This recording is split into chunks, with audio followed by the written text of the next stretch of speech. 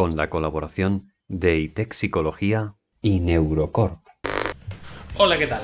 Hoy, rápido, vamos al grano. Hoy tenemos a Flor Villordo de Habitus Psicólogos y a José Olid de terapiascontextuales.com. Nos vienen a hablar de emprender en psicología, algo en lo que ambos tienen experiencia y nos van a contar su perspectiva, que es muy valiosa, y también sobre la formación de nuevas psicólogas y psicólogos, qué ofrecen ellos en sus formaciones, cómo son las prácticas en su centro, cuál es su perspectiva, que también es muy interesante. Estos temas, junto a otros como planes de estudio de psicología en la universidad en España o, por supuesto, terapias contextuales en la práctica clínica, son los que se tratarán en este episodio. Pero antes de ir con él, ya sabes, puedes ayudarnos a través de la campaña de crowdfunding que tenemos para buscar conseguir recursos para la nueva temporada, que requieren mucho material. Queremos hacer muchas cosas nuevas, queremos traer episodios en la calle, ya lo sabes. Y recordarte que tenemos un boletín semanal al que si quieres te puedes apuntar y te llegan por ahí todas las novedades que sacamos, y para eso solo tienes que enviarnos tu correo electrónico, así no te pierdes nada. Y poco más, síguenos en redes sociales, suscríbete a YouTube, danos like, lo que tú quieras, pero no te pierdas este episodio. Vamos allá con Flor Villordo y José Olid. Pues estamos en un nuevo episodio en Grama y en esta ocasión nos acompaña José Olid y Flor Villordo, y en vez de presentarles nosotros, pues casi mejor que se presenten ellos. Así que, José, ¿quién eres? Bueno, siempre cuando nos enfrentamos a esta pregunta, ¿no? Tenemos que ver a ver, ¿no? quiénes somos, ¿no? Yo me miro a mí mismo y digo, ¿quién soy? Pues me dedico a la psicología, ¿no? Yo podría decir eso, ¿no? Pero no soy solamente eso, son 20 millones de cosas más, ¿no? Tampoco tantas, soy un freak de la psicología, ¿no? Realmente no, ¿quién me voy a engañar? Soy psicólogo, me dedico a la formación, a la investigación, a la clínica, eso es lo que podría decir, ¿no? Resido en Málaga. Tenemos el proyecto, ¿no? terapiascontextuales.com, y pues ejerzo como psicólogo en Habitus Psicólogos, ¿no? Aquí en Málaga, ¿no? Eso sí, como de entrada, ¿no? Que podría decir 20 millones de cosas más, claro, pero prefiero también que Flor se presente. ¿Vale? Flor. ¿Qué tal? Pues yo soy Flor, soy psicóloga sanitaria, también resido en Málaga, también trabajo en Habitus, que al final pues en nuestro centro que abrimos con un compañero y estamos aquí junto con José. Bueno, estoy formada en terapias contextuales y también podría decir muchas más cosas que hacemos aparte de la psicología, pero bueno, al final estamos en ese tema aquí y llevo pues ejerciendo ya así de forma más en serio pues un año, que es lo que Habitus lleva abierto. Pues para empezar queríamos un poco centrarnos en vuestros proyectos personales, que nos contaréis un poquitín más sobre ellos. Si queréis, comenzamos por Habitus, que ambos además estáis metidos en ese proyecto. ¿Qué es Habitus? ¿Qué implica? ¿Cómo fue al final, grosso modo, el proceso de creación? O sea, ¿por qué surgió? Pues en principio fue un pequeño proyecto con un compañero que decidimos pues emprender, porque al final la psicología, como bien sabemos, es muy complicado encontrar pues un trabajo en el que por lo menos tengamos unas buenas condiciones. Entonces dijimos, nada, nos lanzamos a la piscina y ya con lo que salga. Y al final, bueno, desde el principio tuvimos muchísimo apoyo. Creo que empezamos casi desde el principio con el apoyo de José. Y entonces pues eso hizo que todo fuese mucho más fácil, porque es verdad que éramos dos personas que acabábamos de salir de los máster y que no teníamos tampoco mucha idea de emprendimiento. Y bueno, de psicología lo que habíamos podido aprender con José también en las prácticas y tal, entonces era como un mundo totalmente desconocido. Y entonces eso, empezamos como un pequeño proyecto que poco a poco fuimos ampliando y fuimos creando más ramas, más, no sabría cómo decirlo, y me gustaría que ahí pues José contara un poco su aportación. Sí, todo lo que he dicho ya es cierto. Lo ratifico. Es un proyecto que creo, ¿no? Que es bastante bonito, ¿no? El proyecto es suyo, el proyecto es de Flor y de Ale, ¿no? Que son los que pusieron, yo digo, ¿no? Los huevos para seguir adelante en esto, ¿no? Y para lanzarse a la piscina, ¿no? Eso ante todo, ¿no? Un proyecto muy bonito porque estamos conjugando no solamente la práctica clínica, sino también la formación a un montón de compañeros y compañeras que quieren hacer las prácticas de diferentes másteres, de diferentes universidades. Y pues ya sabemos muchas veces cómo son las cosas, ¿no? Dónde vas a caer, qué te va a tocar, este tipo de cosas, ¿no? Yo creo que tanto Flor como Ale como yo, nos motiva mucho a hacer las cosas como a nosotros nos hubiera gustado que fueran, ¿no? Entonces, eso motiva mucho, ¿no? Lo que queremos, lo que hacemos y cómo llevamos las prácticas, ¿no? Y cómo llevamos también por la práctica clínica, ¿no? Pero sí que es un lugar bastante bueno, yo diría, ¿no? Para desarrollar estas áreas, ¿no? Dentro de la profesión, ¿no? Eso es lo que podría decir. Luego profundizaremos un poco más, ¿no?, sobre esta vertiente también de la formación y, ¿no?, de ofrecer este servicio también y este espacio para las personas que están formándose. Pero quería saber un poco más, Flor, bueno, y José también, si me quieres contar, por supuesto, pero sobre todo en cuanto a qué dificultades y qué conlleva emprender en psicología, ¿no? ¿Cómo es esto de lanzarse a emprender en psicología? Pues sobre todo, primero, también para montar un centro, mucha desinformación, muchísima desinformación, porque es que encima también fue justo en pandemia, entonces también estaban las cosas mucho más complicadas, pero nos encontrábamos con barreras, nadie nos daba información, intentábamos contactar con varias entidades y con pues esos sitios públicos para pedir permisos y tal, y nadie aclaraba nada, entonces fue irnos topando y dándonos cabezazos contra las cosas, pidiendo información a otras personas que también habían emprendido y tal, y bueno, fue todo un autotrabajo porque no tuvimos ahí mucha ayuda. También es verdad que al final encontramos ayuda, por ejemplo, en el Ayuntamiento de Málaga y tal, y bueno, por otro lado, pues eso, recibir ayuda, información y luego, vale, con el tema de la psicología ya en sí, es verdad que yo ya llevaba trabajando así más de forma puntual con algunas personas, entonces ya tenía gente que me conocía, que me recomendaba y tal. Entonces no empezamos de cero, eso también hay que decirlo, que es muy importante. También os digo que yo tuve la suerte de haber empezado a hacer las prácticas con José, que replico un poco lo que él ha dicho, que al final estamos haciendo aquí lo que siempre hemos querido y lo que debería ser las prácticas de psicología, que al final es que las personas aprendan a ejercer. Y eso fue lo que yo tuve la suerte de hacer con José. Entonces, a partir de ese primer paciente que tuve en las prácticas, pues ya todo empezó a encadenarse. Entonces, es verdad que yo no empezaba desde cero, mi compañero sí. Entonces, por ahí fue un poco más difícil para él que para mí, pero aún así pues fue movernos por internet, redes sociales, repartir flyers, que parece que no, y que eso ya no se lleva y que eso ya no ayuda y no sirve, y a nosotros nos sirvió. Es verdad que nos pateamos Málaga, así que fue un poco así. Pues si queréis, antes de pasar al programa de prácticas, que al final sabemos que es un punto muy importante del proyecto, queríamos también hablar un poquito del proyecto de José, de cómo él ha vivido todo esto de emprender, que nos comente un poco su experiencia al respecto. Ha sido un desastre. Ha sido un absoluto desastre, ¿no? Es verdad. Es decir, a ver, desde que yo decidí pues, un poco ganarme la vida, ¿no? Con esto de que yo había estudiado al fin y al cabo, ¿no? Porque digo, algo tendré que vivir, ¿no? La gente dice, no, es que esto es pasión, ¿no? Es que esto es tu vocación, carajo. A mí la psicología no es mi vocación, ¿no? Es algo que he estudiado y que digo, pues de esto voy a tener que vivir, ¿no? Básicamente. Y como tengo la extraña costumbre de querer comer todos los días, pues, ¿sabes? Pues eso es lo que me motiva realmente, ¿no? No es aquí, otra cosa. Entonces, un desastre, ¿no? Porque cuando tú empiezas, es lo que dice Flor, ¿no? También me siento muy identificado ahí, ¿no? Hay muchísima desinformación, ¿no? Yo recuerdo los primeros proyectos, las primeras cosas que empezábamos a hacer, que era como el boom del emprendimiento, ¿no? Las aceleradoras, las startups, las chorradas estas, ¿no? Entonces, mucha gente, ¿no? Que te daba como muchas ayudas, ¿no? Y tú decías, ¡ay, qué bueno! Me dan una ayuda, ¡ay! Y me dan una incubadora, ¿no? Se llama así, ¿no? Te dan una incubadora, ¿no? Y te dan cosas, ¿no? Para que tú puedas desarrollar tu proyecto, ¿no? Realmente ya todo. Es decir, aquí lo que te piden es que te das de alta de autónomo, por ejemplo, sin tú tener ningún proyecto ni nada. O sea, para acceder a la incubadora te da el autónomo. Una serie de chorradas enormes, ¿no? Que yo me di cuenta ahora, claro, después de haberme metido palos, ¿no? Pero mucha desinformación, ¿no?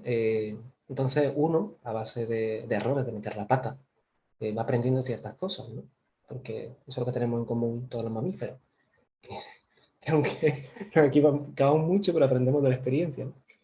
Entonces, pues cada vez las cosas, yo diría, ¿no?, que van saliendo un poquito menos mal, ¿no? Y van teniendo sentido, y van habiendo aquí, ¿no?, una productividad, ¿no?, y un desarrollo, ¿no? Pero sí, un desastre, ¿no? Un desastre. El emprendimiento es algo que, joder, ahora que lo pienso, ¿no?, que ojalá no se tuviera que dar, ¿no? Este rollo de decir, venga, nos lanzamos, venga, tal, ¿no? Pero se da, ¿no? Al fin y al cabo, la sociedad en la que vivimos, ¿no? Todo tan monetizable, tan todo ahí orientado a la productividad, ¿no? Entonces, sí, eso es lo que yo te podría decir, ¿no? Tanto con la parte de la terapia, ¿no?, como con la parte del proyecto de formación, son iteraciones de cosas fallidas, ¿no? Que van juntando experiencia, ¿no? Y cualquier cosa en la cual yo participo puede fallar en cualquier momento, ¿no? Entonces, un poco eso, ¿no? Importante Eso, también. Sí, nada que de eso perdón. nos beneficiamos nosotros, digo. Digo que muy importante al final el punto que destacas de que, bueno, en esta profesión el tema de la vocación se saca muy a relucir, ¿no? Y al final es, bueno, te puede gustar más o menos tu trabajo, pero muchas veces se encubre también la precariedad con el nombre con el envoltorio de vocación. Quería, antes de, como decía, pasar a lo de las prácticas, el programa de prácticas, que nos contaras un poquitín más a fondo qué es lo que podemos encontrar en tu proyecto, José, en terapias contextuales. Pues, sobre todo, es un programa formativo online en psicoterapia. Esto es, ¿no? Es así, ¿no? Formación de calidad, pero también tremendamente accesible, ¿no? No solamente por el precio, que es bastante bajito, sino también porque puedes cursar en cualquier momento, ¿no? Y también por una parte muy característica de los proyectos que son los roleplay, es decir, no solamente grabamos clases teóricas, ¿no?, en la cual pues yo te explico algo, ¿no? A mí no me gusta explicar las cosas, yo prefiero enseñarlas, prefiero mostrar, ¿no?, cómo, cómo se hace, ¿no? No solamente, porque si yo te digo lo que he hecho, o si yo te digo cómo hago las cosas, tú tienes mi relato, ¿no? Pero de lo que yo te digo, lo que yo hago, pues hay un trecho. Y de lo que yo te digo, ¿qué hago? De lo que tú imaginas que yo digo, ¿vale? O que yo hago a partir de lo que yo digo, ¿vale? Pues más todavía. Entonces ahí dijimos, no, nosotros queremos lanzar cursos, pero que muestren, ¿no? De ahí sale esta parte nuclear, que son los roleplay, ¿no?, de todos nuestros cursitos, ¿no?, que tenemos, ¿no? Y adicionalmente, conforme fuimos creciendo, también hemos podido lanzar unos programas, uno de diplomado universitario, ¿no?, que en este caso tiene validez para toda América, terapias contextuales, y por otro lado un programa de entrenamiento en psicoterapia conductual contextual, que precisamente aquí lo que hacemos es que facilitamos que la persona, el psicólogo o la psicóloga, tenga prácticas reales, ¿no? Y con una metodología observacional, se graba en vídeo, se analizan las sesiones, se supervisa momento a momento, ¿no? Entonces, esto diría yo, ¿no?, que es un poco de lo que se trata el proyecto, ¿no? No sé si con esto más o menos, Marcos, te contesto. Sí, sí, perfecto. Muy bien. Y ahora ya queríamos conocer ya en profundidad cómo es este programa de prácticas que es tan importante, ¿no?, en este centro Habitus.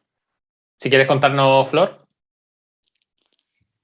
Pues al final también fue un poco como cuando empiezas con todo, fue un poco desorganización, en plan de, bueno, vamos viendo y ya conforme vamos avanzando nos vamos organizando cada vez mejor. Y a lo mejor esa parte más organizativa sí que la puede explicar José, que al final es el que más lleva la batuta. Pero a mí me gustaría hablar de la parte, pues eso, de la experiencia que yo he tenido y de lo que sí que queremos transmitir y dar a los alumnos, porque es que al final no es que esto haya pasado anteriormente, es que sigue pasando diariamente y nos lo cuentan los alumnos al final, que tienen prácticas en las que en lugar de ser prácticas de psicología son prácticas de limpiadora o de secretaria o de cualquier otra profesión y no tiene nada que ver con la psicología y no aprenden nada de psicología. Que están allí para atender el teléfono, para abrir y cerrar la puerta y poco más. Entonces, y yo también he pasado por eso. Entonces, precisamente lo que queremos es que tengan esa experiencia que yo sí que pude tener en el máster este que hice con José y tal, de terapias contextuales, y eso, y que se puedan enfrentar a su primer paciente con una supervisión continua en todas las sesiones, resolución de dudas, y que puedan ver que tienen la capacidad de atender a personas y de desarrollar, porque al final eso era lo que me pasaba a mí, que era como, ¿yo cómo voy a ser capaz de...? Pero no me entraba en la cabeza, ¿cómo voy a atender yo a una persona si no sé ni lo que tengo que hacer? Claro, nunca lo has visto, nunca te has puesto. Entonces, si no te dan esa primera experiencia y encima te supervisan y encima te ayudan, pues vas un poco a ver qué se me ocurre, a ver qué hago, y al final ese es el problema que tenemos en psicología, que nos encontramos con muchos profesionales que al no haber tenido estas posibilidades ni estar teniendo supervisión continua o por lo menos puntual, que les vayan orientando y les vayan diciendo, va bien por aquí, esto, lo otro, o no se preocupan a lo mejor tanto por su profesión, por su formación, no lo sé, pues nos encontramos con eso, con efectividades un poco, ¿no? Entonces, pues eso. Pero no, hay una cosa que me gustaría comentar, ¿no? De lo que ha comentado Flor, ¿no? Y no reflexionando un poco, ¿no? Y es esta costumbre, ¿no? Tan horrible, ¿no? De poner a las alumnas de prácticas a tareas que no tienen que ver con eso, ¿no? Y ya lo he dicho, ¿no? A limpiar, ¿no? De limpiadora, ¿no? Y de administrativa, ¿no? Y yo os quiero preguntar, ¿no? A ver, ustedes qué opinan aquí, ¿no? ¿Ustedes creen que aquí hay un sesgo de género? Porque a mí me lo parece horriblemente, ¿eh? Quiero decir, en una profesión en la cual la mayoría pues, son mujeres, obviamente, que se dé más el hecho de que las prácticas sean, venga, tú ponte a traer esto, oye, tú ponte a traer esto, ¿no? En un campo que las principales alumnas, soy alumna, obviamente, ¿no? No sé si ustedes lo veis también así, quizás no. Podría ser, Aquí el pego, ¿eh? no, podría ser. La verdad que no me lo he planteado en ese sentido. O sea, se afecta en ese tipo de cosas de las prácticas, pero podría ser perfectamente, sí. No sé, Flor, si tú No esa sabría, conexión. no sabría qué decirte. Es verdad que no tengo tantas experiencias. Claro, somos muchísimas más mujeres que hombres, no tengo tantas experiencias de compañeros que hayan pasado por las prácticas, pero bueno, no sé el tema de eso, de qué tipo de tareas te mandan a hacer, pero sí que en general las prácticas, la mayoría pues no son muy productivas ni para hombres ni para mujeres, pero en ese tema no lo sé. Desde luego que es una cuestión interesante y que habría que indagar más. Mi experiencia personal, ya que al final pues estamos aquí compartiendo un poco cada uno, es que yo, por ejemplo, en el grado, ya elegí mis prácticas por experiencias de compañeras que sabían que en ese centro iban a tener prácticas de verdad. Y todo el mundo pues se peleaba por esas plazas, porque en el resto iba a pasar eso, que no iban a tener unas prácticas de verdad, de tener contacto real con usuarios, ¿no? ¿Cómo serían unas prácticas de verdad? ¿De qué estamos hablando? O sea, José, ¿qué es lo que en Habitus exactamente se ofrece? Lo primero de todo es que quien va a practicar, ¿no? De eso se trata, prácticas, ¿no? Tienes que practicar, ¿no? Tu profesión, eso es lo primero, ¿no? Yo soy muy partidario de aprender haciendo, ¿no? De decir, ok, si tú quieres aprender a ser psicoterapeuta, pues tienes que hacer psicoterapia, ¿no? Y hacer psicoterapia, por más que nos duela un poco, ¿no? Yo digo, no tiene tanto que ver con leer PowerPoint, ni con, no sé, ni con leer libros, ¿no? Tiene que ver con hablar con personas, ¿no? Esto es lo principal, ¿no? También tienes que tener un buen conocimiento técnico, ¿sí? Porque por más que hables con personas, si no tienes un conocimiento técnico, pues no. Entonces yo creo que tiene que ir de la mano. Un conocimiento técnico de la persona, por eso damos acceso a muchos de los cursos que tenemos también en terapias contextuales, para quien participa, ¿no? Que pueda tener ese bagaje, ¿no? Porque la realidad es que nos encontramos con que vienen de máster, vienen de grado, vienen de lo que sea, pero no han aprendido, porque no le han enseñado. No se han visto en un contexto de aprendizaje que realmente haya propiciado que tengan un repertorio de conducta amplio, ¿no? A la hora de ayudar a las personas. Entonces eso es lo primero que tratamos de suplir, ¿no? Utilizamos un programa de hacer terapia con observadora, de manera que una persona hace terapia, la terapeuta y la persona está observando. Pero además toda la interacción se está grabando en audio y en vídeo. De manera que después lo vamos comentando y vamos dando feedback, ¿no?, sobre lo que está pasando. Pero cuando supervisamos los casos, la terapeuta no me cuenta a mí lo que ha hecho. Todos vemos lo que ha hecho la terapeuta. Y damos un feedback sobre, o sea, que es observacional, ¿no? Una metodología de 100% observacional, ¿no? Yo considero que esto es, honestamente, una pasada. Creo que esto es como se tendría que hacer, ¿no? Soy consciente de que no es, pues, como muchas veces pues, se puede hacer por medios, por cómo son las cosas, ¿no? Pero carajo, ya me hubiera a mí gustado, ¿no? Haber tenido esto allá, ¿no? En el 2011, ¿no? Cuando yo comenzaba con esto, ¿no? Entonces un poco lo que tratamos de propiciar es esto, ¿no? También tratamos siempre de propiciar una supervisión grupal, que no este rollo uno a uno, ¿no? Sino más comunitario, más social, más amplio, ¿no? De manera que haya múltiples perspectivas sobre lo que está pasando, ¿no? Y podamos dialogar, ¿no? Tratamos de también tener una perspectiva tremendamente horizontal, ¿no?, con las personas en este sentido, ¿no? Y cuando supervisamos, pues es eso, ¿no? Obviamente tenemos un conocimiento técnico, tenemos una serie de experiencias, ¿no?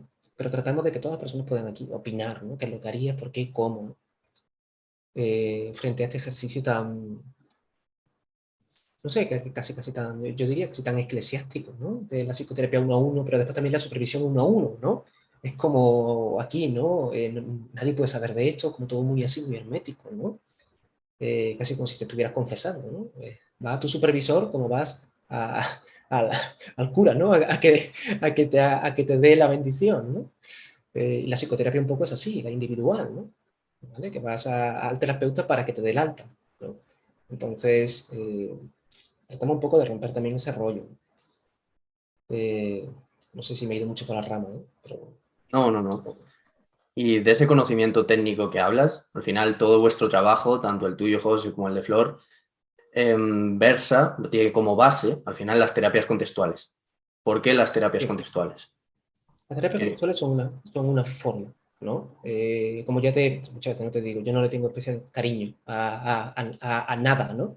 Las terapias contextuales, en un primer momento, yo asumí digamos que es de donde yo he aprendido. Yo no me he formado como tal en cognitiva, ¿no? O cognitiva conductual, sino que mi formación ha venido ya, digamos, con las contextuales, ¿no? Porque bajo mi punto de vista, al menos yo cuando comenzaba, ¿no?, son las más apegadas así de conducta, ¿no? Tienen un alcance tremendamente amplio y que han sido testeadas, al menos, en muchas dificultades, ¿no? Y fíjate, ¿no? Aquí yo también pienso, ¿no? Y por eso te digo, ¿no?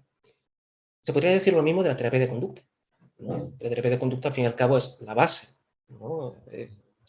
Pero yo aquí comento, ¿no? Pero ojalá la terapia de conducta hubiera tenido el impacto o la capacidad de difusión, ¿no? O la preocupación por el sufrimiento humano como tal y de manera amplia y generalizada, ¿no? Y por el lenguaje también, ojo, ¿no?, que tuvo el desarrollo de las terapias contextuales, ¿no? Que realmente fue un boom enorme. Hay muchísimas cosas que están horriblemente mal dentro de las terapias contextuales. Muchísimas cosas, ¿no? Pero de entrada, sí que me parece un buen modelo a la hora de iniciar, ¿no? En ese sentido, ¿no? Que no tendría que existir, bajo mi punto de vista, ¿no? Bajo mi punto de vista, las terapias contextuales son el fracaso del análisis de conducta, ¿no? Porque si el análisis de conducta, si la terapia de conducta hubiera hecho bien su trabajo, bajo mi punto de vista, ¿no? Pues no hubieran sido necesarios. Podríamos decir que, como mucha gente dice, que al final es la crítica más básica que se suele hacer, que las terapias contextuales son como la terapia de conducta de toda la vida, pero con buen marketing, digamos. Sí, en ese sentido sí, claro que sí. Pero, fíjate, con buen marketing, ¿no? Pero además con una buena estrategia de comunicación. Claro. ¿No? Porque en marketing hacemos todas las personas. Todas las personas, todas las entidades, todos los proyectos hacen marketing, ¿no? Marketing, al fin y al cabo, es tratar de analizar una serie de datos para influir en el comportamiento de una serie de personas. Al fin y al cabo es esto, ¿no? Marketing es análisis de conducta, por cierto, ¿vale? Esa es la modificación de ciertas condiciones estimulares para evocar más una serie de respuestas en una serie de personas con unos fines determinados, ¿no? Al fin y al cabo se trata de esto, ¿no? es la aplicación, digamos, del análisis de conductas, tal y como yo lo veo, ¿no? Al menos, con fines mercantiles en todo caso, ¿no? Pero sí, o sea, y lo digo, pero de buenas. Es decir, no me parece una crítica negativa, sino algo bueno. O sea, ¿cómo es que el propio análisis de conducta no supo ponerse en valor? Porque al final pasa lo de siempre, ¿no? Hace poco leí una noticia, hace ya, ¿no? De que había fallecido Beck. Sí, el fallecimiento de Beck, ¿no? Y fue una noticia que salió como en los medios, pero muy poquito. Pero muy poquito, ¿no? Y Beck, gran cognitivista, digamos, ¿no? De la terapia cognitiva, ¿no? Esto es tremendamente popular, ¿no? Pero ya le gustaría el análisis de conducta tener ese alcance. Sí, sí. Y qué bueno sería para la sociedad, ¿eh? Pero también digo yo aquí que quizá no sea necesario, ¿vale? Porque lo queramos o no, ¿vale? La realidad es que la sociedad no tiene ni papa de análisis de conducta. Grandes profesionales de 20.000 millones de áreas no tienen ni papa de análisis de conducta y se consiguen grandes logros, ¿vale? Entonces, o sea, definiéndome yo a mí, ¿no? Como analista conductual también en ese sentido, ¿no? Y siendo mi profesión, pero también creo que tenemos que ver las cosas un poco en su lugar, ¿no? Como se suele decir por ahí, ¿no? La pandemia, por ejemplo, esta situación sociosanitaria, ¿no? Por la cual hemos pasado, no cabe, bajo mi punto de vista, aquí, ¿no? No es que el análisis de conducta, gracias al análisis de conducta, no, carajo, gracias a la ciencia biomédica, ¿vale? En gran parte, ¿vale? En este sentido. Entonces, ¿querés decir que el análisis de conducta lo ha hecho todo bien? Un poco me parece. ¿Opinión, Flor? A ver, en cuanto a las terapias contextuales, yo cuando las conocí sí que me dieron una forma de entender los problemas psicológicos que encajaba más, que entendía más, porque al final en la carrera lo que ves es pues ese modelo pues, biomédico, ¿no? Con diagnóstico y síntomas y enfermedad mental y no sé qué. Y fue gracias a Molinero, por cierto, que nos lo presentó, ¿no? En clase así como de skinny, porque no podía presentar eso.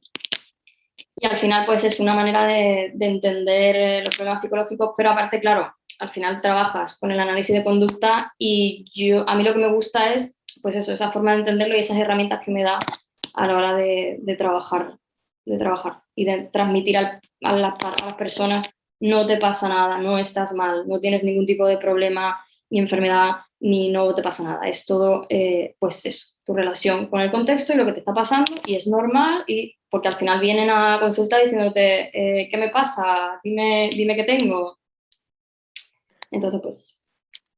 ¿Y cómo crees que te ha ayudado o cómo te ha influido el empezar a ejercer con un marco definido, ¿no? Y con una base clara en este sentido? Que en este caso las terapias contextuales, pero vamos, como ayuda a tener esa base teórica, ¿no?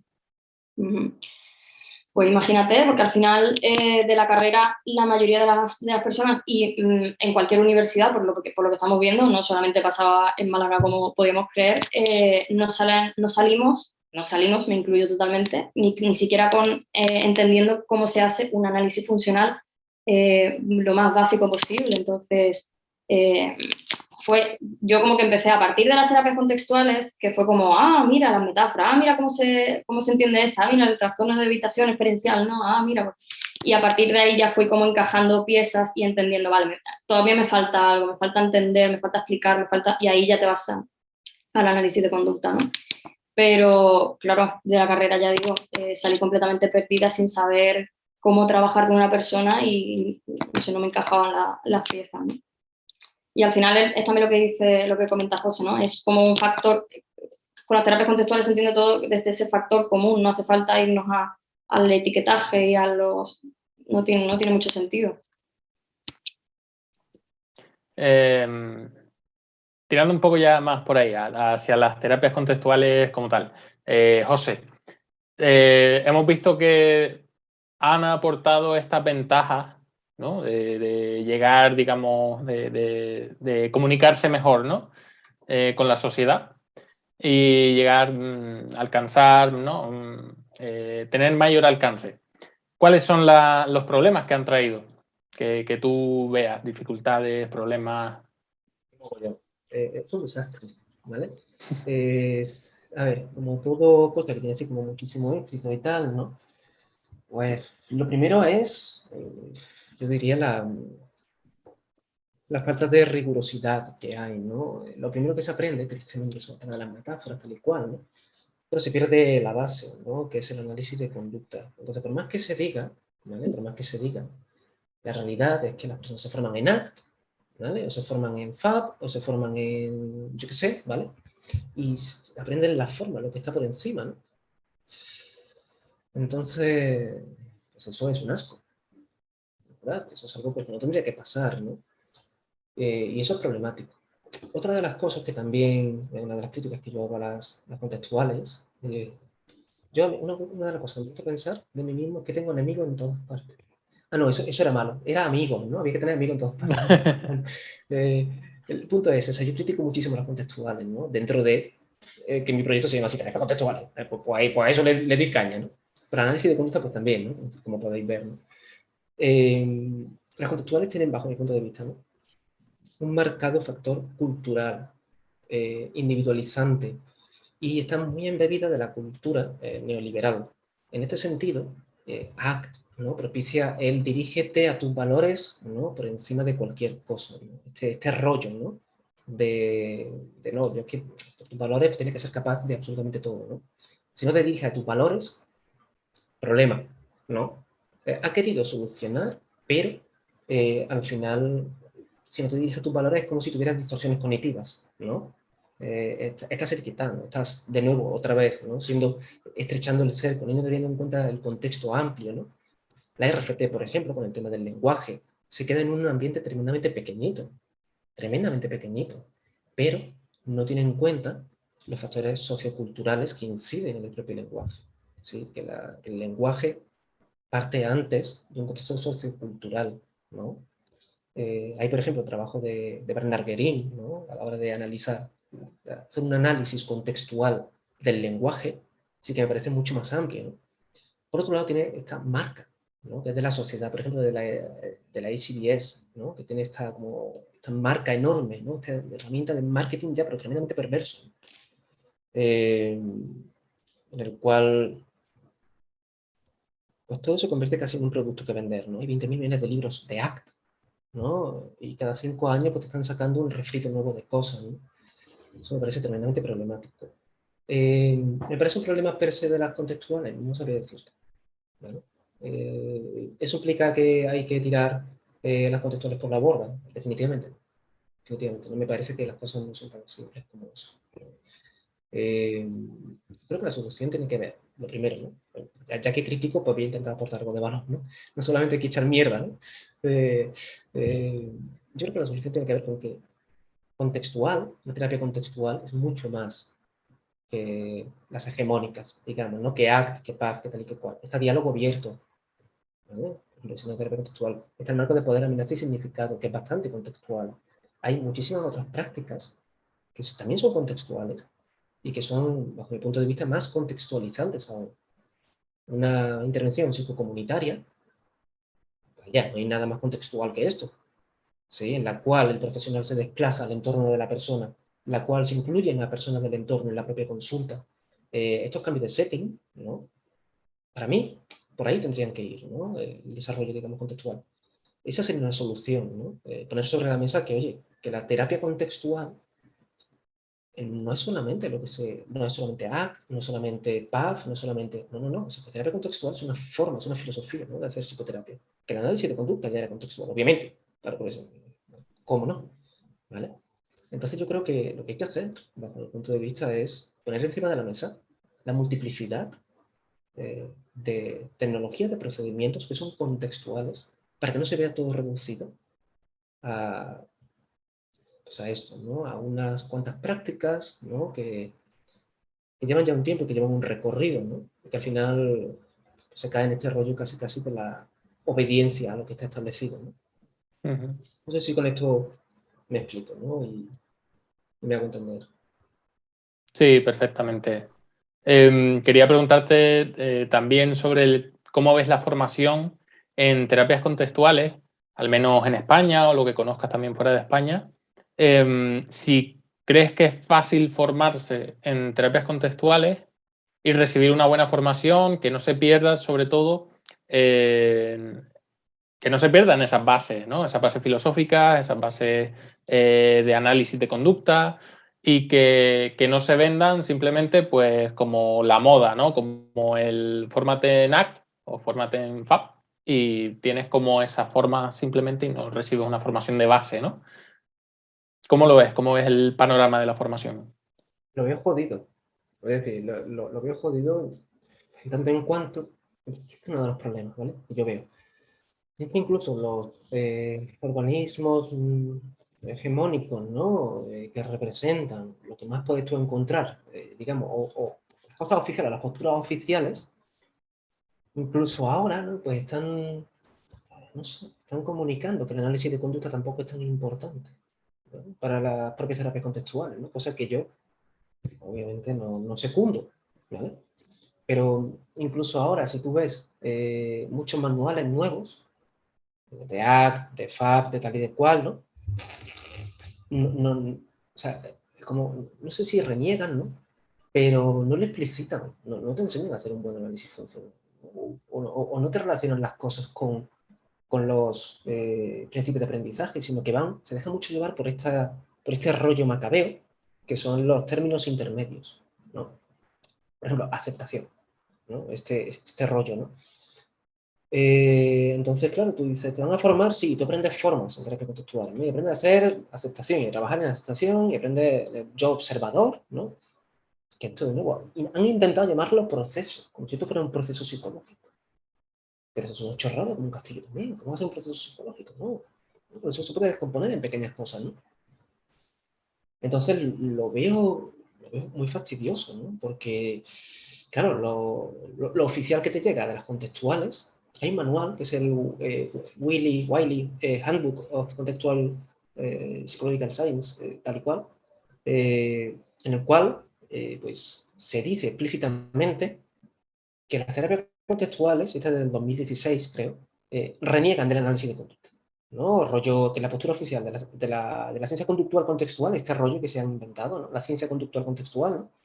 Que es o sea, que va parte del análisis de conducta, ¿no?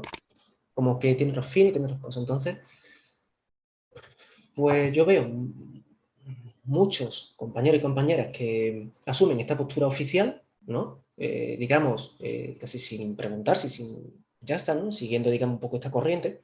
Por suerte, veo también compañeros y compañeras que se plantean, ¿no? Oye, ¿esto por qué es así, no? ¿Por qué se están diferenciando tanto, ¿no? Bajo mi punto de vista, diferenciarse es una estrategia de huida hacia adelante, ¿vale? Es como decir, oye, es que si no nos diferenciamos tenemos que admitir que somos lo mismo, en cierta manera, ¿no? O que si no somos lo mismo somos muy parecidos, entonces nos tenemos que diferenciar de todo, ¿no? No solamente lo que yo pienso, ¿no? Estás totalmente equivocado, ¿no? Pero es mi sensación, ¿vale? Y como es mi sensación, ¿vale? Pues la digo, ¿vale? Entonces, lo que yo pienso es que hay que andarse con ojo en este sentido. Hay que ver, ¿no? Qué programa exactamente formativo se da, hay que ver qué docentes están, hay que ver cuál es la experiencia de estos docentes, hay que ver, ¿no? Pero el problema también es que cuando se busca formación en contextuales, mucha gente ya está empezando a renegar incluso el análisis de conducta. Incluso muchas veces se le acusa, ¿no? Como, no, es que eso es muy rígido, es que eso es como muy sectario, ¿no? El análisis de conducta, ¿no? Pero os cuento una anécdota, ¿vale? Estábamos, ¿no? Viendo a ver si le echábamos un ojo a participar en una asociación cuyo nombre no voy a decir, ¿vale? ¿Vale? Por respetarse estas cosas aquí, ¿no? Por tal, ¿no? De repente, viendo los requisitos para formar parte de esta asociación, ¿vale? De este conjunto de cosas, ¿no? Había 3 requisitos, ¿vale? Que era duty of loyalty, ¿vale? Duty of obedience y duty of care, ¿vale? O sea, es que yo de verdad, yo pensaba, digo, ¿me estoy metiendo en una asociación X o voy a entrar en Gilead? ¿Vale? No sé si habéis visto el cuento de la criada, ¿vale? honestamente, o sea, es como todo está, ¿no? Ahí como muy embebido en, tienes que tener una, o sea, no puedes criticar públicamente, no puedes hacer, si quieres criticar, tienes que hacerlo desde dentro, aquí, donde nosotros te decimos, ¿vale? Y donde te podemos hacer bullying, ¿no? Pero no puedes criticar abiertamente en redes sociales, por ejemplo, no puedes ir en contra, ¿no? Yo qué sé, hay cosas muy raras por ahí fuera, la verdad. Entonces, por eso te digo, ¿no? Que lo veo difícil, lo veo jodido, ¿vale? Pero por suerte tenemos muchísimas entidades, muchísimas personas, ¿no? Que sí que son críticas con lo que hacen, ¿no? Y que eso creo que es maravilloso, ¿vale? Y que cada vez pues, se ve también, ¿no? Que lo contextual es mucho más que eso tan solo es una parte, ¿sí? Pero que eso no tiene por qué serlo todo, ¿no? Y yo me quedo con eso. ¿Cómo lo concibes tú, Flor? Todo el panorama de la formación, todo lo que está comentando José. Pues muy en la línea. Al final, como os dije, y por experiencia también, te encuentras con eso. Sales de la carrera sin tener nada claro, te metes en el general sanitario menos todavía, y cuando ya te vas especializando y haciendo cosas por tu cuenta y tal, al final te encuentras también con una formación que al final no te terminas de enterar bien. El análisis de conducta brilla por su ausencia y hasta que no vas entendiendo y con la práctica te vas dando cuenta de las cosas, si no has tenido la posibilidad de que alguien te diga esto es lo que tienes que hacer antes de empezar, ¿no? Tienes que tener muy claras las bases y eso también se está consiguiendo últimamente, mucho en redes sociales y tal. Hay una grandísima comunidad que al final es como estamos marcando el camino, ¿no? Fórmate en análisis de conducta, fórmate en esto, fórmate en lo otro. Pero yo empecé así también, o sea, como comentó José, act, metáforas y no sabía ni lo que estaba haciendo, obviamente. O sea, era como, vale, ante esto se llama así y yo tengo que hacer eso. Pero lo que comenté antes, luego ya con el paso del tiempo te vas dando cuenta de que te van faltando cosas y de que no sabes explicar y que no sabes para dónde tirar y ahí ya entra la formación. Pero al final te tienes que buscar un poco las habichuelas, creo yo. Ujú. ¿Y cómo ven ustedes estos últimos movimientos, no sé si últimos, porque tampoco estoy yo a lo mejor al día, de una persona que ha sido encargada de llevar a la fama todo esto, ¿no? Al conocimiento general, que es Steve Hayes? Estos movimientos de acercarse y tender puentes, como él mismo dijo en la entrevista con nosotros, de acercarse, por ejemplo, y construir algo pues con un profesional como Hoffman, mezclando con esa visión más tradicional o de la terapia cognitivo-conductual, ¿no? ¿Cómo lo ven ustedes estos movimientos? ¿Creen que puede ser beneficioso? ¿Es beneficioso para llegar más lejos, pero puede tener problemas? ¿Cómo lo ven?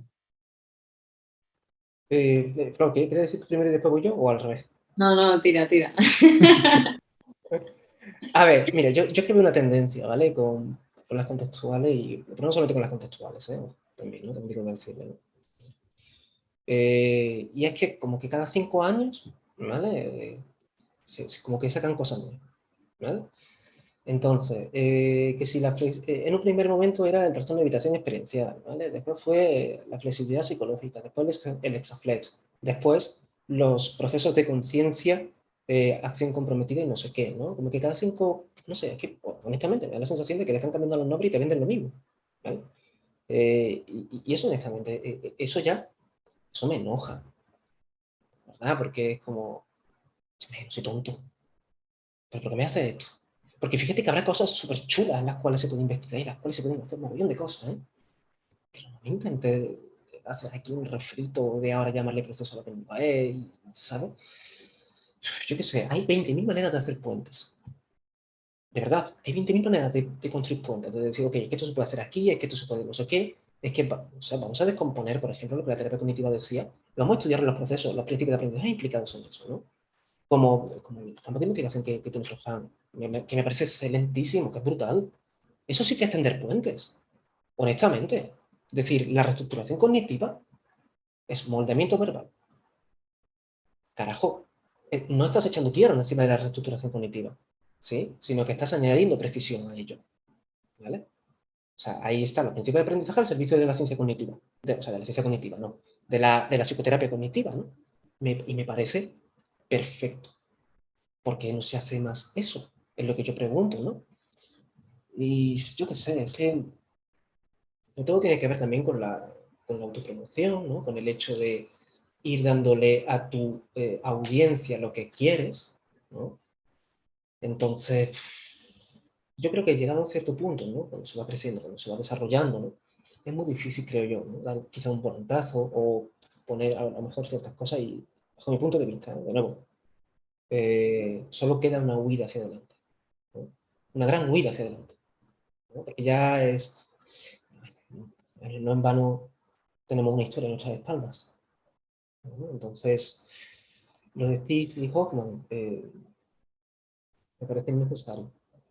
Me parece del todo innecesario, me parece, yo qué sé, obviamente están convencidos de que eso es lo mejor, ¿no? Y de que, perfecto, o sea, no creo, obviamente, no creo que haya maldad, ¿no? Pero, en tanto que en mi opinión, ¿no? Eso es lo que considero, ¿no? Me parece que no es la mejor manera de tender puentes, la verdad. ¿Cuál es tu opinión, Flor? ¿Cómo lo ves? ¿Quieres añadir algo más? Sí, por añadir una cosilla que al final lo que acaba generando es mayor confusión entre los que están aprendiendo y estamos aprendiendo a trabajar, ¿no? De psicólogo. Entonces no hay, a mí me parece muy, ¿no? Me choca un poco que entre psicólogos que nos hayamos formado en diferentes años o en diferentes universidades o hayamos tenido diferentes experiencias, no nos podamos poner de acuerdo en hablar de ciertas cosas, ¿no? Y que cada uno tenga una opinión diferente y que lo vea de forma diferente y al final es por eso, porque no hay un consenso y no hay una base de esto, ¿no? Y a partir de aquí ya partimos. Entonces creo que genera mayor confusión todo esto. Mirando un poco al futuro, de cara a cómo evolucionará ya no solo el tema de las terapias contextuales, sino en general la psicología. Entonces, por ejemplo, comentaba un poquillo Flor someramente el tema de por redes, de ciertas comunidades que a lo mejor se va exigiendo más, pues yo qué sé, necesito formación en esto, se llevan a cabo ese tipo de demandas, ¿no? Se visibilizan ciertas cosillas en redes que antes no. ¿Cómo creéis que va a evolucionar esta disciplina? ¿Cómo será el grado en un futuro? De aquí a 10, 15, 20 años, ¿iremos a peor? ¿Todavía más eclecticismo? Más... ¿Cómo lo veis? Yo espero de verdad que se vaya actualizando y que vayan quitando tantísimas cosas que se siguen dando desde hace tantísimos años, que está ya más pasado a la historia, que está muy bien ver el recorrido de la psicología, pero creo que hay que actualizar muchísimo, muchísimo, muchísimo y espero que se vaya haciendo con las nuevas generaciones, por lo menos. Yo tengo mucha buena fe, pero bueno, no sé. Yo pienso lo siguiente, ¿vale? Cuando se le pregunta a gente que ya son como una eminencia en esto, ¿no? Y que tienen, yo qué sé, pues 70 años, ¿no? Y se le pregunta, ¿qué piensa usted que va a pasar, ¿no? Dentro de 15, 20 años. Esas personas pueden decir lo que quieran, ¿no? Porque posiblemente no lo vean. Entonces, claro, pues ahí, ¿no? No van a decepcionar a nadie, ¿no? Porque es como, bueno, pero, a ver, nosotros somos, a mí me gusta pensar que somos jóvenes, ¿no? Entonces, nosotros vamos a verlo, ¿vale? Y esto va a quedar grabado. Entonces, que pasen, yo qué sé, 15, 20, 30 años, ¿no? Y yo vea y digo, ay, qué iluso fui, ¿vale? yo, yo ahí, pues yo qué sé, ¿sabes? No tengo ni idea, no tengo ni idea, ¿no? Yo te digo lo que a mí me gustaría, ¿no? Pero lo que vaya a pasar, y bajo la idea, ¿no? Pero lo que a mí me gustaría es que la psicoterapia como tal desapareciera. Eso es lo que a mí me gustaría. Me encantaría. Lo siento por ustedes, ¿no? Que queréis comer de esto, ¿no? Pero, ¿sabes? Pero de verdad que me encantaría que se pudiera hacer. Esto es una utopía del carajo, ¿no? Es que si nos damos cuenta, ¿vale? La psicoterapia es algo que surge aparte, o sea, es un invento moderno, ¿eh? Quiero decir, es algo que surge desde hace un siglo y pico, ¿no? Un siglo y pico, no, un poquito menos, ¿no? Quizás, ¿no? Con la profesionalización, ¿no? Con el rollo del psicoanálisis y todo este rollo, ¿no? Pero bajo mi punto de vista, es una comercialización del sufrimiento creado por la sociedad, ¿vale? Es así, es decir, y que empiece al contrario, pues que hable conmigo, ¿no? No se suele decir, ¿no? Pero me parece que la psicoterapia es una profesión que es fruto del fracaso social. Fruto del fracaso social, absolutamente, ¿no? Creo que no tendría que darse. Y creo que si la sociedad trabajase muchísimo más, o sea, que nosotros los terapeutas, en todo caso, analistas de conducta, que hemos estudiado psicología, tendríamos que estar trabajando para organizar mejor la sociedad. Para que para que no sea necesario, ¿no? Que esto se vea, ¿no? Que, yo qué sé, yo lo veo muy extraño, esto de que a alguien le resulte muchas veces más fácil, ¿no? Llamar a un desconocido por teléfono y pagarle 50 euros para decirle que está sufriendo. Es que esto me parece súper extraño, ¿no? Si nos paramos a pensarlo, ¿no? ¿Cómo es que esto es así, ¿no? ¿Cómo es que hemos llegado como sociedad a esto, ¿no? Que no sé, que debería ser, ¿no? Mucho más fácil que si yo estoy sufriendo, puedo decírselo a alguien que pueda tener cerca, de cierta manera, ¿no? No a un desconocido al cual le pago, ¿no? Entonces a mí me gustaría pensar que ciertas disciplinas, no las nuestras precisamente, pueden tomar aquí el relevo, pueden tomar la iniciativa y pueden desarrollar, ¿no?, formas de organizar la sociedad en la cual la psicoterapia no es necesaria. Eso es lo que quizá me estoy volando, me estoy aquí yendo, ¿no?, a muchísimo, ¿no? Pero... No, o sea, a ver, yo coincido en el sentido de que la psicoterapia no deja de ser un parche, ¿no? Pero, claro, al final la psicoterapia no es toda la psicología, es solo un ámbito de la misma. Entonces, la psicología como tal, ya no solo la psicoterapia, ¿qué hacemos con ella? ¿Cómo la verías en un futuro? ¿Cómo la organizamos? Pues, enseñar más a aportar un valor a la sociedad, eso sobre todo, pero en grandes números, no uno a uno. Entonces, menos psicoterapia, más desarrollos sociales o comunitarios, por ejemplo, ¿no? Más, no sé si esto tiene sentido, ¿no? Política basada en el análisis de conducta, ¿no? Algún rollo así. No lo sé, ¿no? Pero es que los políticos deberían ser analistas conductuales, ¿no? Desde un punto de vista, no sé si debieran, ¿no? En cierta forma, ¿no? Que al fin y al cabo, un poco pues lo que se hace también, ¿no? Pero yo diría eso, ¿no? Transmitir que como bien dicen, ¿no?, que la psicología es mucho más que la psicoterapia, ¿no? Entonces, que en los programas se puede transmitir a los estudiantes y a las estudiantes que tienen mucho por hacer a la sociedad con aquello que están aprendiendo. Eso es lo que me gustaría, no tengo ni idea de cómo. Es factible realmente, porque al final el análisis de conducta, o sea, lo que se atiende es la función del comportamiento individual. Entonces, ¿hasta qué punto podemos generalizarlo y llevar a cabo, pues luego, según qué premisas políticas, socioeconómicas, de organización al final de una sociedad? Yo considero que, fruto del estudio de múltiples y millones de millones de análisis de casos únicos, ¿no?, ideográficamente estudiados, se puede extraer una información que nos permita establecer heurísticos, que nos permitan establecer una serie de procedimientos que sean amplios, ¿no?, que sean muy amplios y que se puedan, digamos, deploy, ¿no?, usar en inglés, que se puedan desarrollar o implementar, ¿no?, mejor dicho, a gran escala, ¿no? Entonces, pero también creo, como no podemos escapar al contexto sociocultural en el que estamos, y socioeconómico, mejor dicho, que tenemos que monetizarlo, de cierta manera. Es decir, tenemos que crear una tecnología que sea rentable. Porque no puede ser, porque a día de hoy el análisis de conducta es lo menos rentable que hay.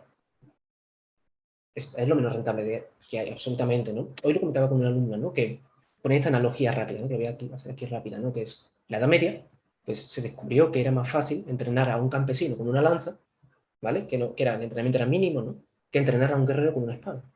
¿Vale? Porque entrenar a un guerrero con una espada implicaba horas y horas y horas y días y meses de entrenamiento para tener una maestría brutal, ¿no? Pero en una guerra te llegaba un campesino con una lanza y te mataba, a este súper experto espadachín, ¿no? Entonces, pues claro, los jefes guerreros de la época dijeron, paso de entrenar espadachines, y las guerras eran con lanceros, había un mogollón de lanceros, ¿no? A tutiplén, lanceros, claro. Pues esto también tenemos que tenerlo en cuenta, la eficiencia, ¿vale? ¿Cuánto cuesta entrenar a un analista, ¿no?, de conducta megatocho, digamos, ¿no?, megatocho, a un analista de conducta, fijaros, ¿no?, tipo me traición el lenguaje, ¿no?, a un analista, ¿vale? ¿Cuánto cuesta, no? Una barbaridad. Entonces, ¿hasta qué punto es rentable, no? Yo creo que tenemos que desarrollar aplicaciones que sean rentables, ¿vale? Pero una cosa está clara, la sociedad, bajo mi punto de vista, ¿no?, se rige también por la tecnología que demuestra ser más rentable, ¿no? Los desarrollos más tecnológicos que son más rentables son los que permanecen, mira que los que son menos, al final, ¿vale?, se van al carajo, ¿no? Esta selección por las consecuencias, ¿no?, al fin y al cabo, ¿no? Entonces tenemos que mostrar que hay procedimientos de análisis de conducta que son rentables económicamente. Y rentables para la sociedad en su conjunto, ¿no? Eso sería, ¿no?, para el individuo en concreto, para la empresa en concreto. Estoy aquí, ¿vale? Soy un boca chancla, ¿vale? Estoy aquí, ¿vale? Chorradas enormes, ¿no? Aquí lucrar es fácil, ¿no? Claro, como no tengo que pagar por eso, pues digo aquí lo que me sale, ¿no? Pero que de ahí esa cuestión. ¿Coincides con lo que plantea José, Flor? La verdad que escapa un poco a mis conocimientos este tema, pero poco más, no sé qué añadir, la verdad. Omisión de error. A la Flor la tengo súper aburridísimo, pero vamos de caña, ¿no? Un tipo de cosas, ¿no? Le tengo el cerebro frito. A mí me parece interesante. Al final, yo estaba pensando también que en política, ¿no?, lo que se hace es pues establecer políticas, ¿no?, y hacer leyes que en realidad, al final, lo que implica es establecer contingencias a las personas, ¿no? Entonces, bueno, es una idea interesante. Y recogiendo un poco esto que comentaba, esta otra parte, ¿no?, de si es eficiente y cuánto cuesta formar a un analista de conducta. Quería preguntarte, Flor, con esta deficiencia de formación en análisis de conducta en psicología, en la carrera, en el grado, ¿crees que sería a lo mejor más factible un grado de análisis de conducta? ¿Crees que tendría sentido, que sería beneficioso, problemático por separarse de la psicología? ¿Cómo lo ves?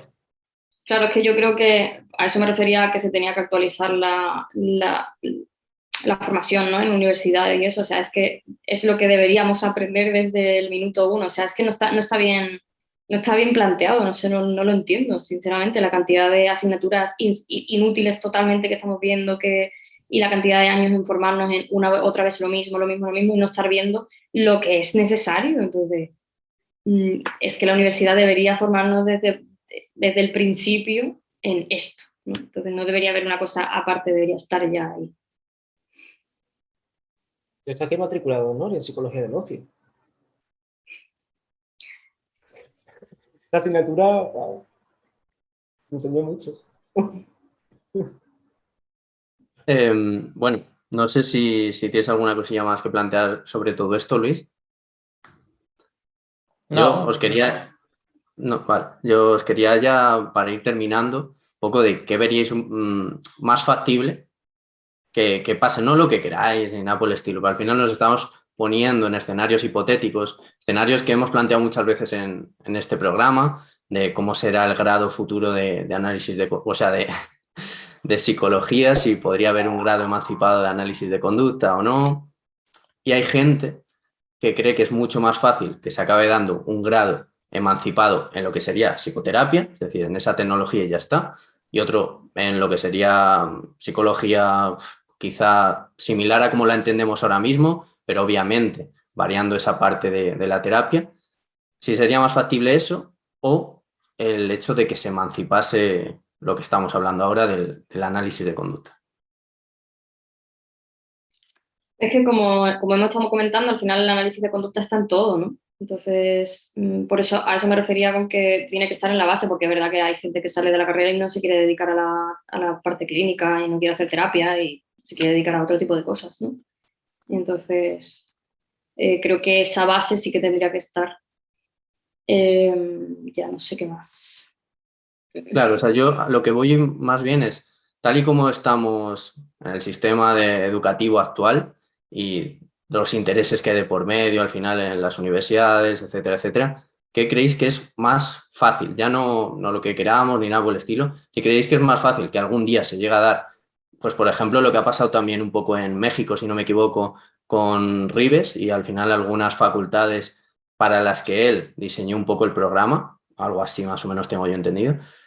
Si es más factible eso, que llega a ocurrir, o el hecho de que se acabe derivando un grado emancipado en la tecnología, en la psicoterapia como tal. Yo creo que sería, tristemente, ¿no? Tristemente creo que sería más fácil que hubiera un grado de psicoterapia antes. A no ser, ¿no? ¿no? Es que el contexto de Ribe es muy específico, ¿no? Es muy sui generis, ¿no? Eso suele decir. Entonces es muy raro que eso se explique, ¿no? De cierta manera, ¿no? Tristemente, ¿no? A veces ocurre, ¿no? Que hay grandes personas que tiran de una cosa, ¿no? Pero cuando esas grandes personas ya no están, las cosas pues no perduran, ¿no? Eso es triste. Pero más triste es, ¿no? Que sea más, creo yo, ¿no? Desde mi punto de vista, más viable un grado en psicoterapia que antes un grado en análisis de conducta. Yo lo veo por ahí, ¿no? Porque es eso, o sea, honestamente, si pensamos, monetización de la psicoterapia, ¿vale? ¿Vale? Monetización del análisis de conducta, ¿qué? ¿Eso qué es? ¿El qué? ¿Vale? Aunque paradójicamente, ¿vale? Pues después en departamentos muchísimas cosas es lo que se hace, ¿no? En marketing tal y cual, ¿no? Pero se le da otro nombre, no se le llama análisis de conducta, ¿no? Se le da otro nombre y es lo que hacen. Entonces, yo digo que tristemente, pues sería, yo creo que estamos más cerca de un grado en psicoterapia, en todo caso, que también lo veo, tampoco lo veo tan cerca, ¿no? Espero no estar viendo esta entrevista con 40 con 50 años, ¿no? Y encontrarme con que sí que está, ¿no? Pero bueno, eso, no tengo análisis de conducta. Flor, ¿quieres añadir algo? Vale. Pues por nuestra parte, entonces, un poco más. Os agradecemos un montón el ratito que hemos compartido hoy. Y ya sí, para finalizar, queremos que nos digáis, pues, para la audiencia que lo vea, dónde os podemos encontrar, cuáles serían las redes de vuestros proyectos, las vuestras personales, lo que queráis. Pues muchísimas gracias a vosotros por este ratito y por habernos hecho pues eso, la entrevista y echar un ratillo aquí con nosotros. Nos podéis encontrar en info@habituspsicólogos.es o en Instagram, por ejemplo, como Habitus Psicólogos. Y eso, por nuestra parte. Sí. Habitus, ahí echarle un ojo, ¿no? Clínica, ¿no? Y de prácticas, que es fundamental, ¿no? Y para la parte del proyecto de terapiascontextuales.com, pues tanto en Facebook como en Twitter, como en la página web, como en Facebook, como en Twitter, como en Instagram, terapiascontextuales.com, ¿no? Básicamente. ¿No? Que uno lo puede encontrar. Pues lo dicho, os agradecemos mucho el ratillo y un abrazo. Gracias.